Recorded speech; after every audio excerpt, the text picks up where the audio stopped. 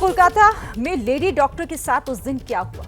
उस दिन ऐसा क्या हुआ? लेडी डॉक्टर का आखिर गुनहगार कौन है और कितने इसमें किरदार हैं जो निकलकर अभी सामने आने बाकी हैं? एक आरोपी की गिरफ्तारी तो हो चुकी है, लेकिन बाकी आरोपी कहां छिपे बैठे हैं? ये वो महत्वपूर्ण सवाल हैं जो इस वक्त पूरा देश पूछ रहा है। तमाम डॉक्टर सड़कों पर उतरे हुए हैं और वो चाहते हैं कि उनकी सुरक्षा को सुनिश्चित किया जाए। उनका ये कहना है कि जब वो अपने वर्क प्लेस पर सुरक्षित नहीं है तो फिर आखिर वो किससे अपनी सुरक्षा की गुहार लगाएं।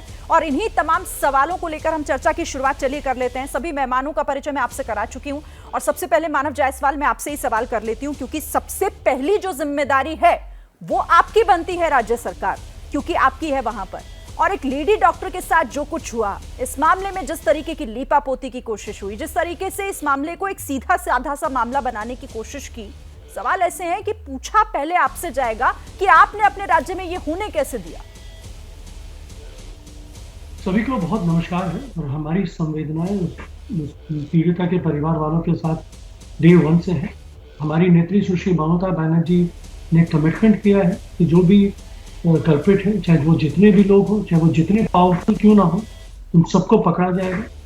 और जो हुआ है वो काफी दुखद है, निंदनीय है और निश्चित रूप से हमारी सरकार उस परिवार वालों के साथ, उस बेटी के साथ खड़ी है।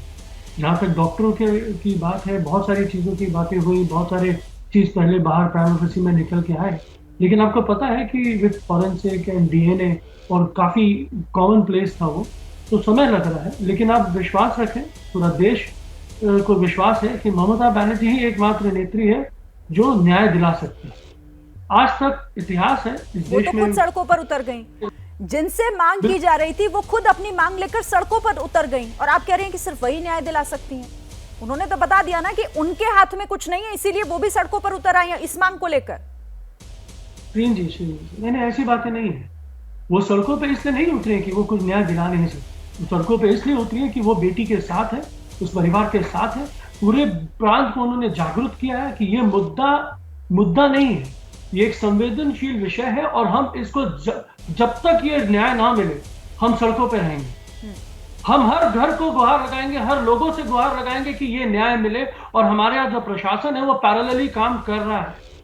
सीबीआई के पास जांच करने की अनुमति है, लेकिन उसके बावजूद हमारा जो प्रशासन है वो निरंतर सीबीआई को सपोर्ट कर रहा है, जांच में लगा है। हर वो चीज को खन किया जा रहा है जिस तरीके से ये आरोपी, जितने भी आरोपी इसमें लिप्त है, वो पकड़े। अगर प्रशासन सही तरह से काम करता, अगर वाकई आपको ये लगता कि ये मामला इतना संवेदनशील है, तो अभी तक आप बाकी आरोपियों तक पहुंच चुके होते, आपकी पुलिस उन तक पहुंच चुकी होती, उनके हाथ उनके गिरेबान तक होते, पर नहीं हुआ ऐसा इस मामले में। ठीक है, मैं आती हूँ आपके पास। हाँ, बोलिए। आपके साथ वरिष्ठ एडमिनिस्ट्रेटर्स भी हैं जो पैनल में हैं। इनसे पता करिए कि भाई विद इन 24 आवर्स एक कल्प्रिट पकड़ा गया और भी लोगों के ऊपर जांच हो रही थी। 3 दिन के अंदर ये केस सीबीआई को चला जाता है, आपके हाथ बंधे रहते हैं, उसके बावजूद भी आप कोशिश कर रहे हैं। ये फॉरेंसिक और डीएनए इतनी आसान नहीं है। वहां सैकड़ों लोग आते जाते थे, जितने भी डॉक्टर्स हैं वहां रेस्ट करने जाते थे। There would be more than 150 DNA samples. ऐसा होता ना, अगर ऐसा होता तो मानव जायसवाल हाईकोर्ट को फटकारना नहीं पड़ता, आपको ये नहीं कहना पड़ता, हाईकोर्ट को ये नहीं कहना पड़ता कि आखिर आप लोग इस मामले में संभाल नहीं पा रहे हैं। ऐसा उन्हें कैसे दिया गया? देखिए सवाल बहुत है मानव, 1 मिनट एक कर, आपने 30 सेकंड माने, मैंने आपको दे दिए। राधिका खेड़ा, मैं आपके पास आती हूँ। रेप, हत्या, मतलब इतने जघन्य अपराध और ऐसा लगता है कि पॉलिटिकल पार्टीज के लिए महज ये एक राजनीति का विषय होते हैं, उससे ज्यादा कुछ नहीं। देखिए, बहुत अफसोस की बात है कि रेप, बलात्कार जैसे जघन्य अपराध के ऊपर राजनीति होती है और किसी भी पार्टी को, चाहे किसी भी प्रदेश में हो, इस पर राजनीति नहीं करनी चाहिए। लेकिन जो हम देख रहे हैं, अब ये पूरी चीज़ का एक मजाक बना के रख दिया है वेस्ट बंगाल की सरकार ने। आप देखिए ना, ममता बनर्जी एक लौती महिला मुख्यमंत्री हैं देश की, ये सब जानते हैं। वो उस राज्य की गृह मंत्री भी हैं, वो उस राज्य की हेल्थ मिनिस्टर भी हैं और आज वो खुद ही प्रोटेस्ट करने जा रही हैं। शायद उनका प्रोटेस्ट हो गया है, आज था शायद। एक मुख्यमंत्री खुद ही प्रोटेस्ट कर रही है तो आपको ये दिखाई दे रहा है कि वो कितनी हेल्पलेस है। मुझे अरविंद केजरीवाल साहब का वो ट्वीट याद आ रहा है जो निर्भया कांड के बाद उन्होंने किया था अपनी जो अब उनके इंडिया अलायंस के साथी हैं शीला दीक्षित जी के लिए। उन्होंने कहा था, do we need such a helpless CM. Does West Bengal need such a helpless CM जो खुद के खिलाफ प्रोटेस्ट कर रही है?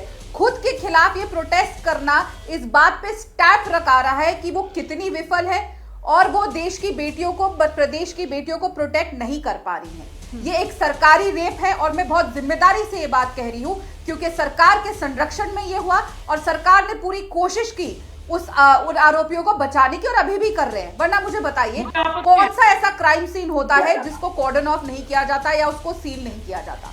उस क्राइम सीन को सील नहीं किया गया। लगातार ये बोला जा रहा है अगर पेरेंट्स चाहेंगे तो हम करेंगे। पुलिस बॉडी को देखते ही कह दिया कि ये तो सुसाइड है।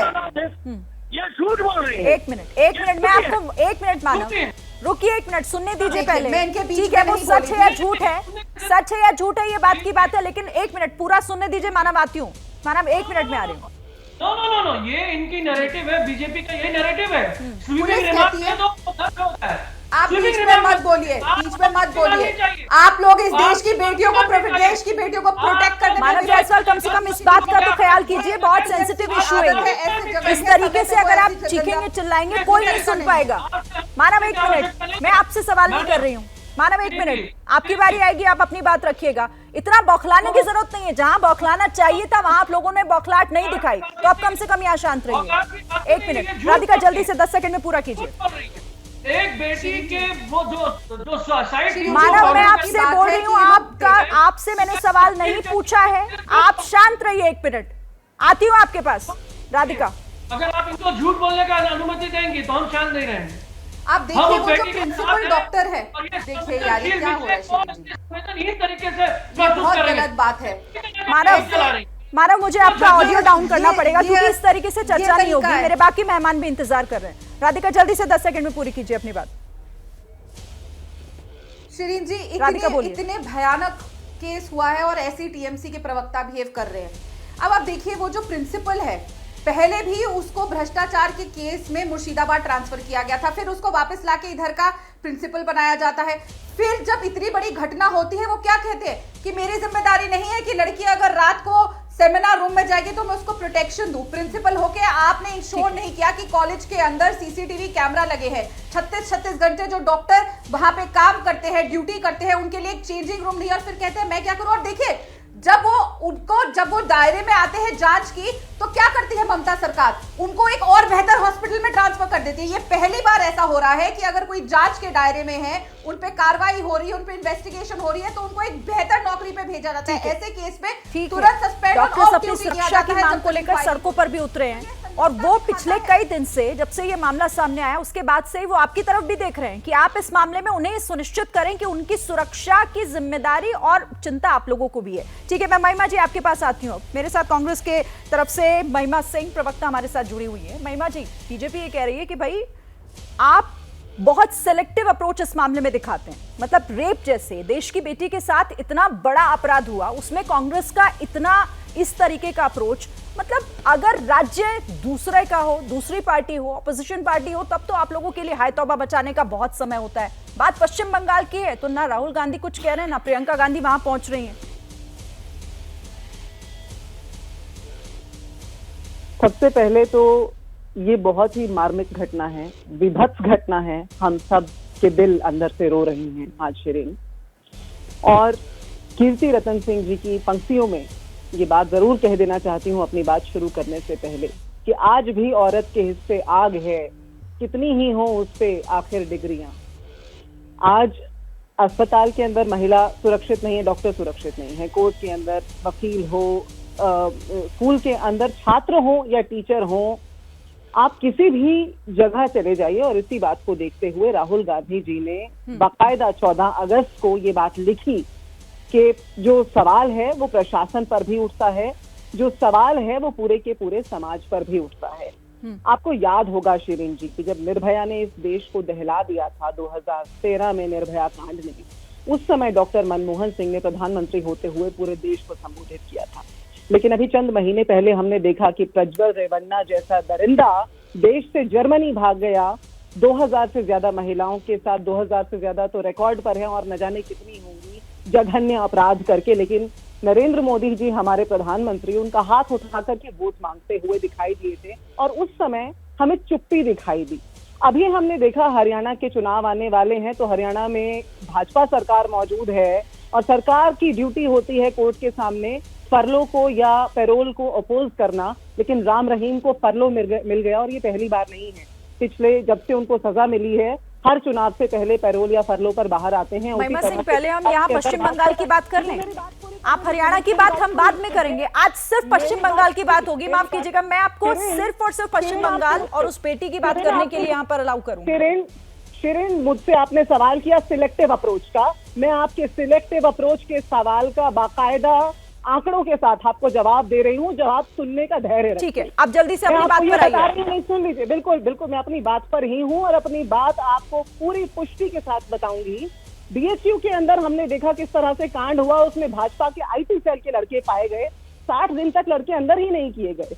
आज अगर बंगाल के अंदर, मैंने पहले ही कहा, राहुल गांधी जी ने प्रशासन की तरफ इंगित किया और प्रशासन वहां पर तैनात होकर खड़ा हो गया। ममता बनर्जी मुख्यमंत्री होते हुए पीड़िता के घर चली गई, उसके माँ बाप से मिलकर आई। कितनी बार आपने नरेंद्र मोदी को या भाजपा शासित प्रदेशों के मुख्यमंत्रियों को, उत्तराखंड की अंकिता भंडारी का मामला ले लीजिए, कितनी बार देखा कि भाजपा के नेता, मुख्यमंत्री, प्रधानमंत्री किसी पीड़िता के घर गए हों, माता पिता से मिलकर आए हों। आप कहते हैं राजनीति नहीं होनी चाहिए, मैं भी कहती हूँ कि नहीं होनी चाहिए। ठीक है, तो मामला शिरीन का भी है, ये मामला महिमा का भी है, ये मामला राधिका का भी है, ये मामला इस देश की हर बेटी का है शिरीन, और इसीलिए इस पर राजनीति नहीं होनी चाहिए, लेकिन वो जिम्मेदारी सबसे पहले ठीक है। चलिए राधिका, इस पर आप जवाब देना चाह रहे हैं, लेकिन उससे पहले, ठीक है महिमा जी, राधिका इस पर जवाब देंगे, लेकिन उससे पहले मैं आती हूँ, मेरे पास 2 और गेस्ट बचे हैं, पहले उनसे भी हम बात कर लें।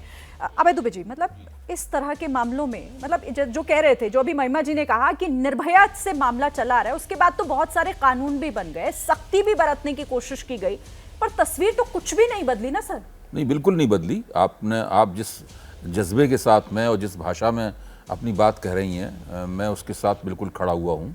और जहाँ तक पश्चिम बंगाल की सरकार का सवाल है, भारतीय जनता पार्टी क्या कहती है, दूसरी राजनीतिक दल क्या कहते हैं, मैं उस पर नहीं जा रहा हूँ, क्योंकि कोई भी पार्टियाँ इस पूरे मसले के अंदर मासूम नहीं है, इनमें से कोई भी मासूम नहीं है। देखिए, पश्चिम बंगाल में सरकार को जो करना चाहिए था वो सरकार ने नहीं किया। इसको जानने के लिए कोई कानून का विशेषज्ञ होने की आवश्यकता नहीं है, राजनीति का विशेषज्ञ होने की आवश्यकता नहीं है। ये मसला ऐसा नहीं था जिसके ऊपर तुरंत फुरत कार्रवाई करके अपराधियों को पकड़ा जाता और सरकार इस काम को करती हुई स्पष्ट रूप से दिखती। आमतौर पे होता क्या है, सरकारों का रवैया क्या होता है, जब इस तरह की घटनाएं होती हैं तो पहले तो सरकार डिनाइल मोड में चली जाती है, कोई भी सरकार हो, उसके बाद में फिर उसको स्पिन देने की कोशिश की जाती है। आमतौर पर हथकंडे चल जाते हैं, लेकिन ये एक ऐसा मसला है जो ट्रिगर पॉइंट साबित हो रहा है ममता बनर्जी की सरकार के खिलाफ। स्त्रियों का वोट ममता बनर्जी को बहुत बड़े पैमाने पर हर चुनाव में मिलता है। उनकी जो राजनीतिक कामयाबी है और जो पश्चिम बंगाल की राजनीतिक स्थिरता है, तृणमूल कांग्रेस की लगातार जो काफी भव्य किस्म की जीतें हैं, उसके पीछे स्त्रियों का वोट एक महत्वपूर्ण। यहाँ पे स्त्रियां बड़े पैमाने पर सड़कों पर निकली हुई हैं। ये कोई भारतीय जनता पार्टी द्वारा भड़काई गई स्त्रियां नहीं है, ये स्वतः स्फूर्त तरीके से सड़कों पर निकली हुई हैं। और ममता बनर्जी को मुझे लगता है कि काफी बड़ी उन्होंने गलती की है और उस गलती का अब राजनीतिक खामियाजा ये लोग उठा रहे हैं। ठीक है, मानव जी इसका जवाब दीजिएगा। लेकिन एमएल शर्मा हमारे साथ हैं, सीबीआई के पूर्व डायरेक्टर। सर, ऐसे बहुत सारे सवाल जो अभी भी इस मामले में अनसुलझे हैं, सीबीआई की जांच आगे बढ़ रही है, लेकिन आपको लग रहा है सर बहुत मुश्किल होगी इस मामले में, कैसे ढूंढेगी सीबीआई उसके जवाब?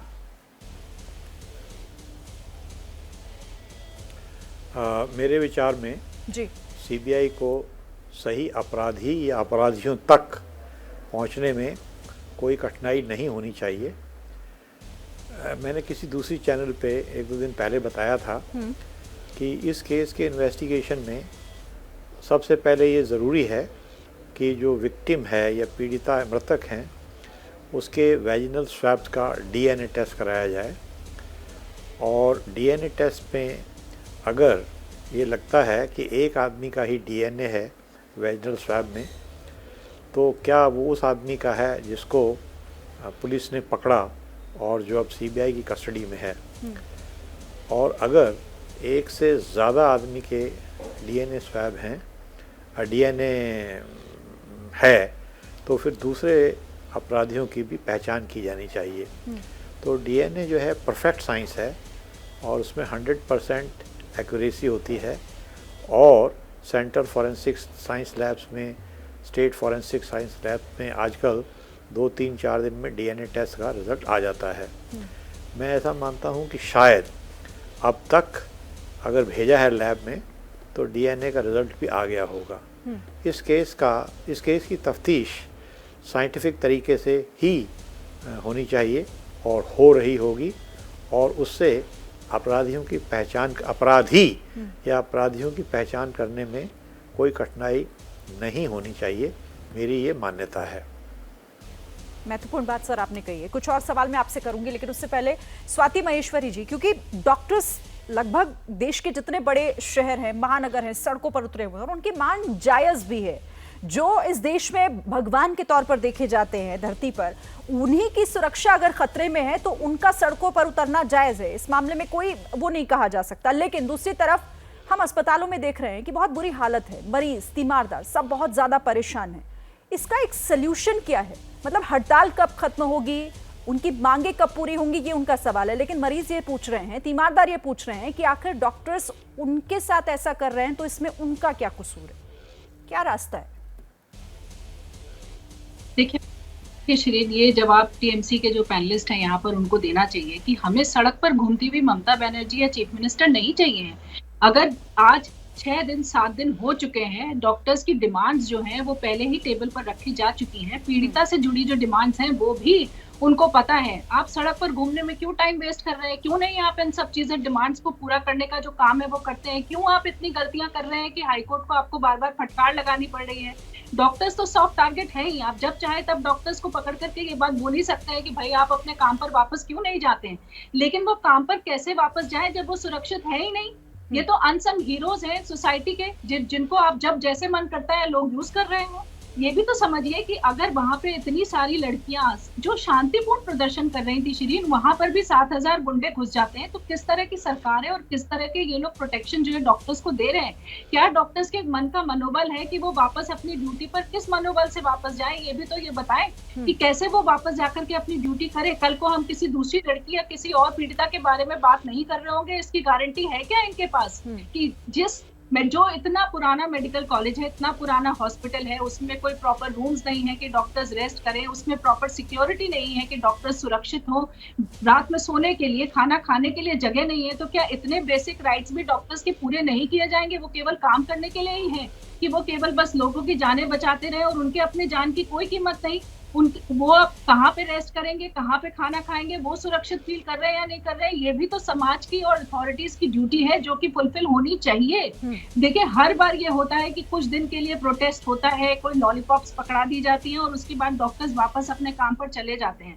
पर कब तक हम उनको इस तरह से पैसिफाई करते रहेंगे? कहीं ना कहीं कुछ ठोस कदम उठाते हुए दिखना चाहिए। अगर ठोस कदम ऊपर नहीं उठ रहे हैं तो डॉक्टर्स को तो एक टेंशन है ही। और देखिए, ये एक बहुत बड़ा तबका ऐसा है शिरीन जो कि हर वक्त सेवा में निर्लिप्त है, जो हर वक्त लोगों की जान बचाने में लगा हुआ है। जब आपको लगता है कि आपका जीवन जो है बिल्कुल अंधकार में पहुंच गया है, अब कुछ नहीं बचा है, तब यही डॉक्टर्स आशा की किरण लेकर आपके जीवन में आते हैं। आज अगर उनके जीवन में निराशा है तो फिर कहीं ना कहीं सबको इस वक्त को सपोर्ट करने की जरूरत है ताकि उनकी डिमांड्स पूरी हो। इस वक्त पूरा देश खड़ा है और वो भी चाहते हैं, पूरे देशवासी इस वक्त चाहते हैं कि उन डॉक्टर्स को जो वो चाह रहे हैं वो मिले। और अब जवाब दीजिएगा मानव, देखिए यही सवाल मैं शुरुआत में मैंने भी आपसे किया था। भाई, सड़कों पर उतर जाने से, मार्च में शामिल हो जाने से नहीं होगा। आप लोगों की जिम्मेदारी है, जवाबदेही है, उस पर आपको जवाब देना पड़ेगा। और यही अभय दुबे ने भी यहाँ पर यही कहा, वरिष्ठ पत्रकार हैं, कह रहे हैं कि शुरुआत में आप लोगों से गलती हुई है, उस गलती को मानिए आप लोग। पहले तो मैं 2-3 चीज़ों के साझा करना चाहता हूँ शिरीन जी। मैं उम्मीद करता हूँ कि मुझे मौका पूरा दिया जाएगा। यहाँ खेरा जी बोलती है ना कि भाई ऐसे हुआ वैसे हुआ, उसके रूम को तोड़ दिया गया, वो रूम सील नहीं करी गई, ये झूठ बेबंतहा बोल सकते हैं। भारतीय झूठा पार्टी कुछ भी कर सकती है, ये प्रमाणित है। सीबीआई ने भी बोला है वो रूम सील था। और जहां तक हमारी जो बहन स्वाति जी बोल रही थी कि भाई वहां पे रेस्ट रूम होना चाहिए, निश्चित रूप से कुछ त्रुटियां रही होंगी जब आरजीकर चल रहा होगा। लेकिन जब पता चला कि वहां की जो महिला कर्मी है, जो डॉक्टर्स हैं, उन्होंने फर्स्ट डे हेल्थ सेक्रेटरी को बोला कि हमको immediately after the death, after the incident, उन्होंने बोला कि हमको यहाँ पे एक महिलाओं के लिए एक रूम चाहिए और हमको टॉयलेट चाहिए। साथ ही साथ वहां के ऑर्डर के थ्रू, हेल्थ सेक्रेटरी के ऑर्डर के थ्रू वहां पे रूम नियुक्त किया गया कि उसको रिपेयर वर्क करके रिफर्बिश किया जाए। जैसे पता चला कि नहीं भाई ये रिफर्बिशमेंट, वो जो पॉलिटिकल जो टीम है, जो डीवाईएफआई, ये लोग पहुंच के बोले नहीं आप लोग तोड़ भान कर रहे हैं, आप लोग चाहते हैं कि किसी भी तरीके से जितने भी तथ्य हैं उसको म्यूटिलेट किया जाए। ऐसा कुछ नहीं था, फिर भी हमने काम रोका। हमारी जो नेत्री है, हमारे जो कमिश्नर है, हमारे जो हेल्थ सेक्रेटरी है, सबने वहां के स्टूडेंट लोगों से बात करी, जो जो चीज चाहिए, जब तक कि पोस्टमार्टम भी वहां पे लोकल जजेस के थ्रू कराया गया, वहां के डॉक्टर्स अवेलेबल थे, सारे जो फोटोग्राफी हुई वहां पे लोग अवेलेबल थे, पैनल ऑफ स्टूडेंट पैनल की टीम अवेलेबल थी। हमने पारदर्शिता निभाई। हमने एक महिला मुख्यमंत्री, एक लौती मुख्यमंत्री पूरे देश में, अब हिस्टोरिकली मैं सम्मान करता हूं महिमा जी का, जिन्होंने इस चीज को उजागर किया कि पहली मुख्यमंत्री है पूरे देश में जो एक पीड़िता के परिवार के साथ जाके खड़ी हुई। आपसे मैं पूछना चाहता हूं शिरीन जी, 10 साल हो गए निर्भया कांड, क्यों नहीं हमने हर रेप के बारे में ऐसी डिबेट करी? उत्तर प्रदेश, उन्नाव, हथरास, कठुआ, उत्तराखंड में भंडारी जी, इतने सारे रेप। मानव, हर रेप पर डिबेट होती है, लेकिन यही तो सवाल है ना कि रेप पर हमें डिबेट क्यों करनी पड़ रही है? मानव जायसवाल, ये तो आपका सवाल ही गलत है। हमें रेप रोके कैसे जाए, इस देश में महिलाएं सुरक्षित कैसे हो, इस पर बात करनी चाहिए। और मैं चाहती हूँ कि पहले आप उसी पर जवाब दें। मानव, मुझे बताइए ना, इस मामले में फिर कोर्ट ने क्यों पूछा कि वो उपद्रवी अंदर तक पहुंच कैसे गए?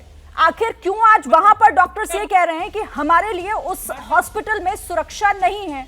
अगर नहीं संभाला जा रहा है तो आप कह दीजिए कि हमारे बस की बात नहीं है, हमारे प्रशासन की बस की बात नहीं है। मैडम सुनिएगा, थोड़ा सा सुनिएगा। जिस दिन ये वैंडलिज्म हुआ उस दिन हमारे प्रांत में बहुत जगह इस तरीके से प्रदर्शन हुए, क्योंकि बंगाल प्रदर्शन का ही दूसरा नाम है। बंगाल की जो नेत्री ममता बनर्जी, वो प्रदर्शन करके ही आई, उन्होंने लोगों को जागरूक किया है और हमने हर तरीके से समर्थन किया है। हमारी पुलिस हर पिकेटिंग पॉइंट पे थी। जहां वैंडलिज्म हुआ है, इसी में डीवाईएफआई और बीजेपी के कार्यकर्ता बेरुपये बन के उसमें घुस के, इतनी भीड़ में हम किसी भी हमारी नेत्री का कहना आप कह रहे हैं कि वहां बीजेपी के नेता पहुंच गए थे, आप लोग उनको क्यों नहीं? मैं कह रही हूँ चलिए बीजेपी के नेता भी पहुंच गए थे, तो उन्हें रोकना किसका काम था? आपकी पुलिस का काम था ना, आपके प्रशासन का काम था। ये कह देना कि वो पहुंच गए, हम रोक नहीं पाए, ये तो कोई बात नहीं हुई ना मानो, ये कोई बात नहीं हुई। ये आपका जो भी आप जो वजह दे रहे हैं, जो रीजन दे रहे हैं, ये कहीं से भी इसको कंसिडर नहीं किया जा सकता मानव। अच्छा, तो फिर आप ये मान लीजिए कि आपके बस की बात नहीं थी, आप नहीं रोक पाए उन तमाम लोगों को। सुनिए मैडम, हमारी नेत्री का ये मानना है 10 अपराधी निकल जाए, एक गुनहगार को सजा नहीं मिलनी चाहिए। पर 10 के 10 अपराधी तो निकाल रहे हैं ना आप उस लेडी डॉक्टर के साथ जो हुआ वो हो चुका ना, अब उस पर बात ही कर पा रहे हैं हम। उसको न्याय दिलाने के लिए वो जिंदा नहीं है। राधिका, ठीक है, राधिका खेड़ा वो कह रहे हैं। अब चलिए, आपने आरोप लगा दिया है तो अब जवाब सुन लीजिए। राधिका खेड़ा से पूछ लेते हैं भाई कि क्या बीजेपी के नेता पहुंच गए थे क्या वहां पर तोड़फोड़ करने के लिए? शिरीन जी, बीजेपी का यही काम है। अच्छा ठीक है, अब सुन लेते हैं। कुछ तथ्य यहाँ पे जी मानव जायसवाल, अब सुनिए थोड़ा, अब धैर्य की जरूरत है आपको है। अब इस मामले में चिल्लाइए मत, सुनिए एक मिनट। मानव, आपने पूछा, आपका सवाल बीजेपी पर है ना, तो अब राधिका खेड़ा को जवाब देने दीजिए आप प्लीज। आपका मुझे थोड़ा ऑडियो डाउन कराना पड़ेगा, तभी जवाब ले पाऊंगी मैं। राधिका खेड़ा। थैंक यू शिरीन जी। मैं कुछ तथ्य सामने रखूंगी जिससे जाहिर सी बात है कुछ लोगों को यहाँ पे बैठ के बहुत मिर्ची लगेगी, तो मैं आपसे रिक्वेस्ट करती हूँ मुझे बीच में टोका ना जाए, जैसे मैं किसी के बीच में नहीं बोली। अब मैं चाहती तो मैं कांग्रेस की प्रवक्ता को सारे जवाब सिलसिलेवार दे देती, किस तरीके से इन लोगों ने राजनीति करी है, इतने हद तक करी है कि कथुआ रेप केस पे जिसने तिरंगा यात्रा निकाली थी उसको प्रियंका वाड्रा ने स्वयं टिकट दी। लेकिन हम उस पर नहीं जाएंगे, हम बात को बंगाल तक सीमित रखेंगे, जो बहुत जरूरी है, क्योंकि ये अभी जो घटना है, जो हमारे डॉक्टर्स, वही लोग जो भगवान का स्वरूप है धरती पर, जो भगवान के हाथ हैं धरती पर, जो बिना किसी भेदभाव के, बिना किसी रीजन दिए कोरोना काल में अपना सब कुछ दांव पे लगा के सबकी जान बचा रहे थे, आज उनको खुद न्याय के लिए सड़क पे उतरना पड़ रहा है। इसके लिए हर हिंदुस्तानी को, हर देशवासियों का सर शर्म से झुक जाना चाहिए। वो लोग जो एक तरफ खड़े थे हम लोगों की जान बचाने में, जब कोरोना जैसा वायरस इस देश को घेरा हुआ था और आज वो उससे बड़े वायरस से लड़ रहे हैं। लेकिन खैर आते हैं बात पे। यहाँ पे बोला जा रहा है कि वो प्रदर्शनकारी थे, वो भारतीय जनता पार्टी के थे। अरे आपको पता है वो जो वीडियो सामने आया है जिसमें प्रदर्शनकारी साफ तौर से बोल रहे चलो चलो सीधा सेमिनार हॉल में चलो,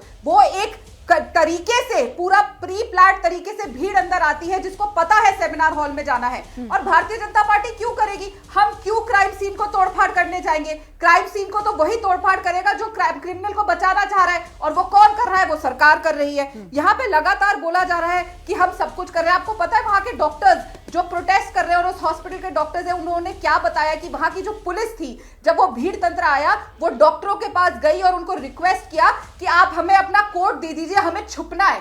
वेस्ट बंगाल की पुलिस वहां छुप रही थी। डॉक्टर्स ने यह भी आके बताया है कि लगातार उनको धमकियां दी जा रही है कि अपनी स्ट्राइक वापस लो वरना तुम्हारा हाल बहुत बुरा होगा, तुम्हारे साथ भी वो होगा जो उस लड़की के साथ हुआ। यहां तक हुआ गया कि 40 से अधिक डॉक्टर्स का ट्रांसफर कर दिया गया। क्यों? ऐसी क्या साजिश रची जा रही है? ऐसा क्या हो रहा है और किसको बचाया जा रहा है? और ये सबसे खौफनाक बात यह है कि वो जो पुलिस है वो बिना पोस्टमार्टम के ये बोलती है कि ये सुसाइड है, और वो जो डॉक्टर है, जो ऑर्थोपीडिक डॉक्टर है, जो कॉलेज के प्रिंसिपल है, आपको पता है वो ऑर्थोपीडिक डॉक्टर है, उस लड़की की जो बॉडी मिली उसकी टांगे किस पोजीशन में थी, और वो कहते हैं कि ये सुसाइड थी। शर्म आनी चाहिए। आप चिल्लाइए मत, आपको देश आपकी बात सुनने वाला नहीं है। जब महिला बोल रही है संवेदनशील मुद्दा है, आप चिल्लाइए मत, चिल्लाइए मत। ये सारे तथ्य है। ठीक है, मैं ममता बनर्जी की पार्टी से नहीं आती हूँ। आप लड़की को न्याय नहीं दे सकते, मत दीजिए। किस पुलिस को बोला? आप नाम लीजिए, बोलिए, आप नाम लीजिए। आप राजा हरिश्चंद्र है कि आप सच बोल रहे हैं? यही इसको बरगलाइए मत, ये इसीलिए सच आपको है। कौन मैं निकाल दिया? एक शब्द और रिकॉर्ड सच बोल रही हूँ और तथ्यों के साथ। मैं सबके वीडियो शेयर कर सकती हूँ। आप झूठी हैं। देखिए क्या पर ये बात मानव वो वीडियो पूरे देश ने देखा है, वो वीडियो पूरे देश ने देखा है जिसमें साफ सुनकर ये समझ आ रहा है कि ये दरअसल एक प्री प्लान था।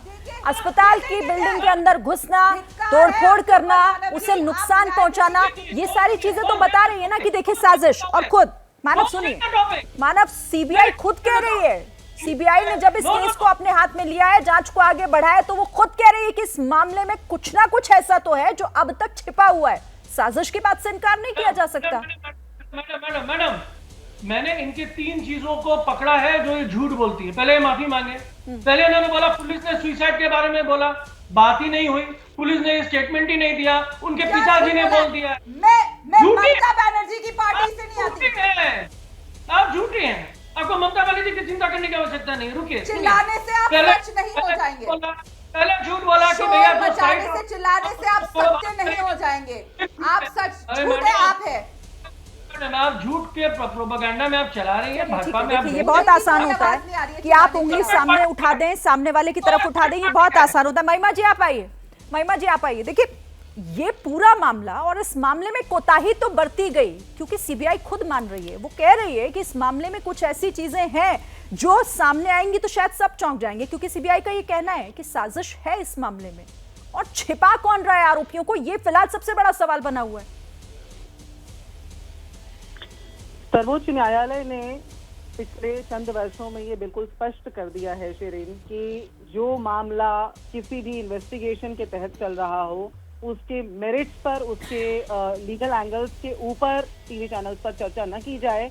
तो इसलिए सीबीआई को क्या पता चल रहा है वो वक्त के साथ सबके सामने आ जाएगा, जब तथ्य सामने आ जाएंगे, जब सच्चाई सामने आ जाएगी। फिलहाल उस पर न जाया जाए। लेकिन आज ये गौर करने वाली बात है कि जब भाजपा की प्रवक्ता ये बोलती हैं कि बहुत सारी बातें हैं और प्रियंका गांधी ने किसको टिकट दे दिया, मैं उनसे पूछना चाहती हूँ कि उन्होंने वो फोटो नहीं देखा क्या शुभम सक्षम पटेल का, बनारस वाले जो कल्प्रिट थे जिनको 60 दिन के बाद गिरफ्तार किया गया, जिनकी नरेंद्र मोदी जी के साथ तस्वीरें थी लगातार वहां पर।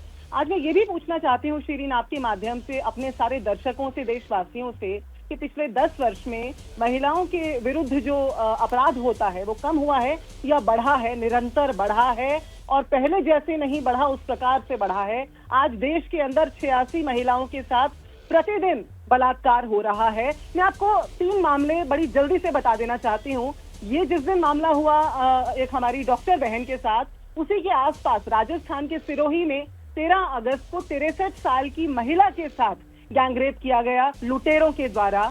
ये उम्र नहीं देखते, ये जात नहीं देखते, ये धर्म नहीं देखते। बिल्किस बानो का केस भी आपको याद होगा। 15 अगस्त की सुबह प्रधानमंत्री प्राचीर से लाल किले की प्राचीर से कह रहे थे कि महिला सुरक्षा, और शाम में बिल्किस बानो के जो कल्प्रिट्स थे वो बाहर आ गए, और इस बार राम रहीम बाहर आ गए। तो इसलिए हमें ये देखना होगा कि ये जो निरंतर अपराध बढ़ रहे हैं, आईटी सेल के द्वारा ट्रोलिंग, भाजपा की आईटी सेल के द्वारा ट्रोलिंग की तो खुद आज जो भाजपा की प्रवक्ता बैठी हैं वो खुद उसकी रिसिपिएंट भी रही हैं। तो इसलिए ये पिछले 10 वर्षों में जो मानसिकता को हमने देखा है, जो अपनी चैंपियन बेटियों को हमने सड़कों पर रौंदे जाते हुए देखा है, ये अपने आप में कारण बयान करते हैं कि क्या कारण है शिरीन। और ये जो जिम्मेदारी है सिर्फ सरकार की नहीं, हर परिवार की है। अपने घर के अंदर हम अपने बेटों को क्या सलाह दे रहे हैं, क्या शिक्षा दे रहे हैं। बेटी घर जल्दी आ जाए ही नहीं जरूरी है, हमारा बेटा कहाँ जा रहा है, क्या कर रहा है, ये भी बहुत जरूरी है। तो मुझे लगता है राजनीति के अलावा राजनीतिक जो दृष्टिकोण है वो आज दर्शक भी सब जानते हैं, क्योंकि सब कुछ प्रत्यक्ष है, सामने है, ये दिखाई देता है कौन नेता किसके साथ खड़ा है। राधिका जी का यहाँ 30 सेकंड का मैं जवाब ले लूं, फिर अभय दुबे जी आपके पास आती हूँ। राधिका खेड़ा, आ रही हूँ मानव जी। जी बिल्कुल सही जो आज बात उठाई कि मैं रेसिपिएंट रही हूँ बहुत चीज़ों की, और मैं आज भी हूँ। मैं रोज गाली खाती हूँ कांग्रेसियों से, क्योंकि मैंने आवाज उठाई, उस बात पे आवाज उठाई कि महिला को कैसे कांग्रेस पार्टी के अंदर प्रताड़ित किया जाता है, और कई महिलाओं ने उठाई।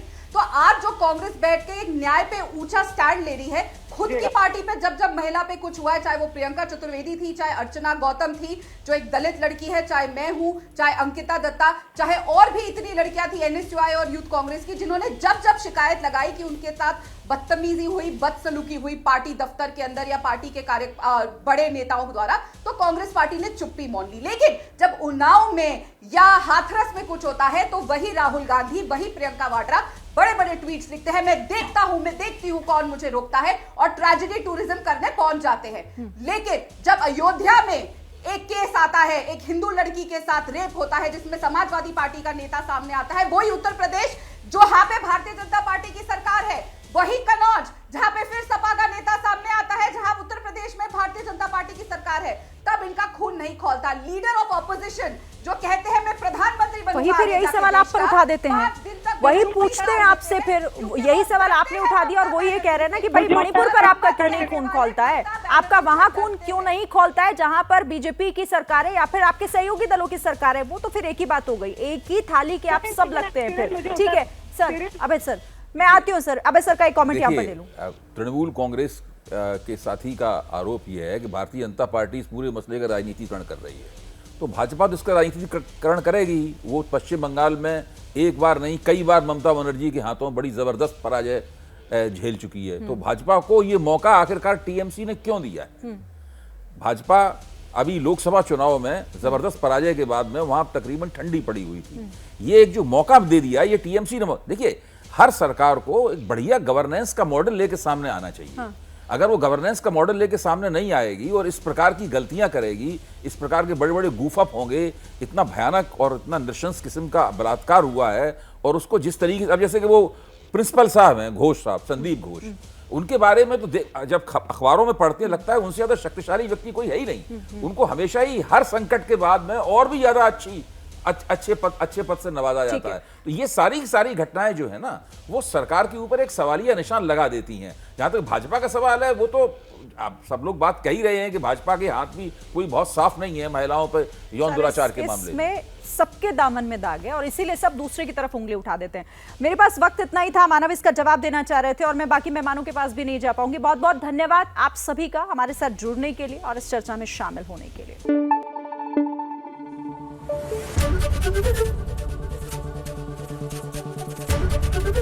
एबीपी न्यूज आपको रखे आगे।